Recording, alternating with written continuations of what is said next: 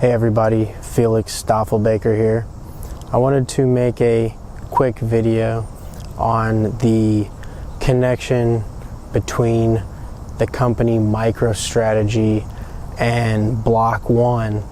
And many people may not know this or realize this, but Microstrategy is the company that has been making waves recently and has been making headlines for the purchase of multiple executions of transactions across the blockchain of Bitcoin, and they purchased, secured into cold storage over a period of a pretty rapid amount of time. Within a couple to a few months, they were able to secure over 30,000 Bitcoin, and that total was about $425 million.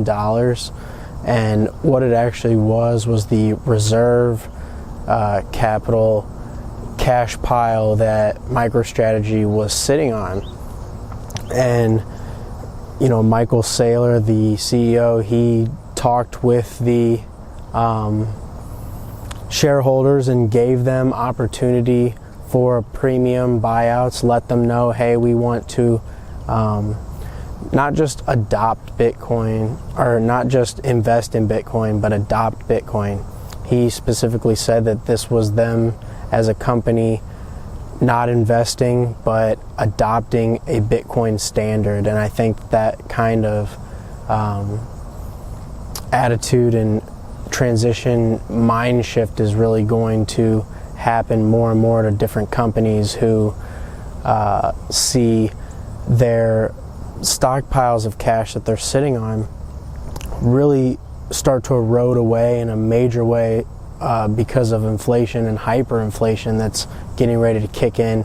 You know, Michael Saylor said himself that he felt like his cash reserve pile was like an ice cube melting away.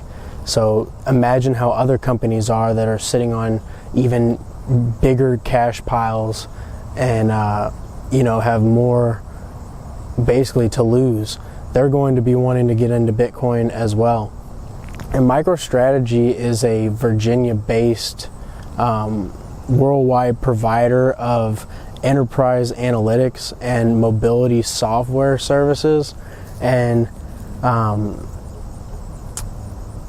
it's major for them to step into Bitcoin the way they did, because it definitely made waves. But a lot of people don't realize that there's another connection to the crypto space that they've had, which I believe potentially gave them the exposure to look into Bitcoin, was Block One. And they also hold a number of lucrative domain names. So what ended up happening was Block One approached them and purchased the voice.com domain name. And voice.com is very special because Block One has a social media platform called Voice, and they ended up paying $30 million cash, Block One did, for voice.com from MicroStrategy. And what that allowed, they paid cash for it. It was basically brokered by GoDaddy, and it was I think the largest domain purchase on record. And you know, people really thought that Block One maybe paid too much for that domain name or whatever, but that's irrelevant because they will make that up in just so many different ways if Voice succeeds. 30 million is not that much when you look at their war chest. I mean, that's almost 1%. So I mean, you know, yes, it's a lot of money to the average person, but for a company that is looking to be at the Facebook level and those type of valuations, I mean, that's a very low cost to play for a company like that. And the deal was actually finalized on May 30th of 2019, and subsequently, the next day, June 1st, was B1 June, and we actually got the announcement that Voice would come out, and Voice.com and all that. So that was whenever the public really got to see it, was right as everything was being done and finalized. And I just think that people, sleeping on these big different moves that are happening. These are two separate things from the same tiny little company. And I say tiny because they're just so small, and nobody knew about them before really the Bitcoin purchase. We knew about them from the Voice.com, but we just knew that they were an analytics enterprise deal, and they had the domains, and specifically the one that Block One purchased. But then they do manage a large amount of capital, so they're not necessarily small in that term. But as far as nobody had known that name before all this.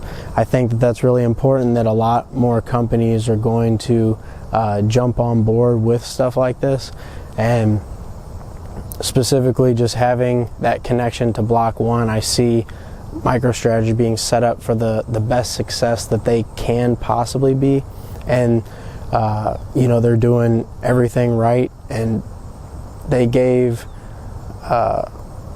fair analysis across the board. I encourage you to go check out Michael Saylor and some of the stuff that he's been saying since the company invested in Bitcoin and adopted the Bitcoin standard for their company to have their assets be in something that will be,